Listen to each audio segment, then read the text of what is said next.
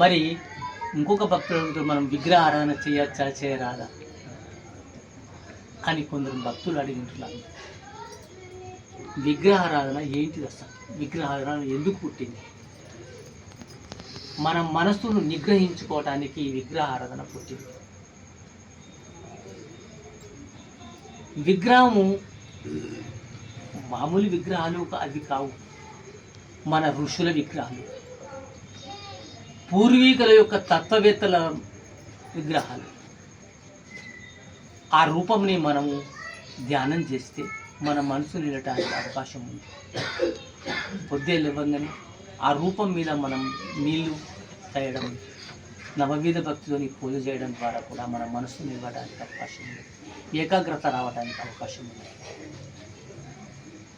అయితే ఈ విగ్రహము రూపము ఏంటిది అసలు వాస్తవంగా?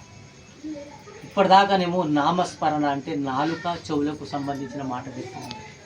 ఇప్పుడేమో రూపము కండ్లకు సంబంధించినటువంటిది. అయితే మనకు కనిపించేది ఏదైతే ఉందో అది సత్యమే, అబద్ధం కాదు. అంటే ప్రకృతి జీవో దేవో సనాతన.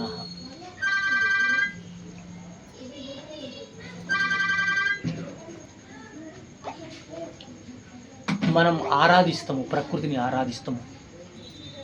మన హిందూ మతంలో మనం ప్రకృతిని, సనాతన ధర్మంలో మనం ప్రకృతిని ఆరాధిస్తాము. నీళ్ళను పూజ చేస్తాము, అది గంగాదేవి అంటాం.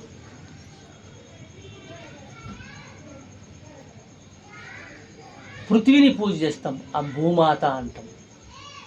అగ్నిని పూజ చేస్తాం, అగ్నిదేవుడు అని అంటాం. వాయువుని పూజ చేస్తాం, వాయుదేవుడు అంటాం. ఆకాశంని కూడా పూజ చేస్తాం. పంచభూతాత్మకము మనం ఏదైతే ప్రకృతి ఉందో దాన్ని మనం పూజ చేస్తాం. ఎందుకు చేస్తాం పూజ అంటే మనకు ప్రకృతి శాశ్వతమైంది. అది మనం ఆ ప్రకృతి పదార్థముని నశింపజేయడము కానీ దాన్ని సృష్టించడము కానీ మన చేతిలో లేదు. అది పరమాణు సమ్మేళనము. పరమేశ్వరుడి యొక్క ఆధీనము, అది మన చేతిలో లేదు. అందుకోసమే మనము దేవుణ్ణి చూడలేక, దేవుణ్ణి నిరాకారము ఎంత సత్యమో సాకారం కూడా అంతే సత్యము. ఎందుకంటే సాకారము మన శరీరములో పంచభూతములు ఉన్నట్టే మన శరీరములో శక్తి కూడా ఉంది. ఈ శరీరము, ఈ జీవుడు అతీతమైనటువంటిది పరమేశ్వరుడు దేవుడు. అది ఎట్లా తెలుసుకోవాలని గురువు యొక్క మూలంగా తెలుసుకోవాలి. అయితే విగ్రహారాధన అవసరమా అనవసరమా అంటే విగ్రహారాధన అవసరమే. ఎందుకంటే విగ్రహం పూజ చేయడం ద్వారా మన మనసు నిలవటానికి అవకాశం ఉంది, నిగ్రహం రావటానికి అవకాశం ఉంది. ఎందుకంటే ఇంద్రియములు ఏవైతే ఉన్నాయో మన జ్ఞానేంద్రియములు, లోపల అంతరేంద్రియములు ఏకాగ్రత చెందటానికి మన పూర్వీకులు ఏర్పరిచినటువంటి సత్యం యొక్క సాధనలు. విగ్రహారాధన, చాలామంది విగ్రహారాధన ఏమిటి అంటారు? విగ్రహారాధన వాస్తవంగా దీంట్లో సత్యాసత్యములు గ్రహించాలి.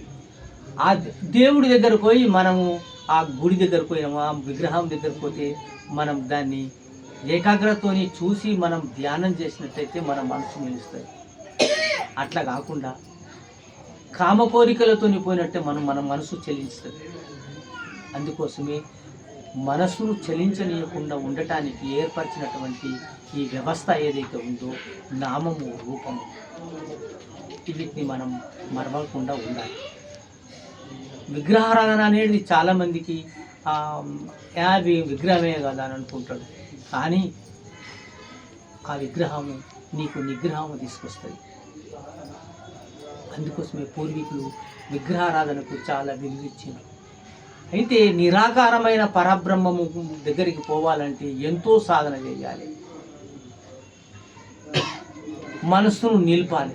ఆ మనసును నిలపడానికి ఈ విగ్రహం పైన తన యొక్క మనసును దృష్టిని కేంద్రించినట్టయితే మనసు నిలుస్తుందని చెప్పేసి వాళ్ళు పూర్వీకులు ఆ విగ్రహంను పూజ చేయమని చెప్పిండ్రు. ఏకాగ్రత రావడానికి నామజపము, విగ్రహారాధన చాలా ముఖ్యమైనది ప్రప్రథమైనటువంటి భక్తులకు. తర్వాత గురువు దగ్గర పోయి గురువు దగ్గర విద్య నేర్చుకున్నట్టయితే బ్రహ్మ విద్య అంటారు దాన్ని, బ్రహ్మ విద్య. ఆ బ్రహ్మ విద్యను నేర్చుకున్నట్టయితే ఈశ్వరుని సందర్శించవచ్చు. అంటే యోగం. యోగం అంటే మీరు ముక్కు చెవులు కళ్ళు మూసుడు యోగం కాదు. జీవుడు పరమేశ్వరుని యందు ఐక్యం కావడం యోగం. అది గురువు దగ్గర రహస్యంగా నేర్చుకొని అభ్యాసం చేసి ముక్తి పొందగలరని ఆశిస్తున్నాను. బస్.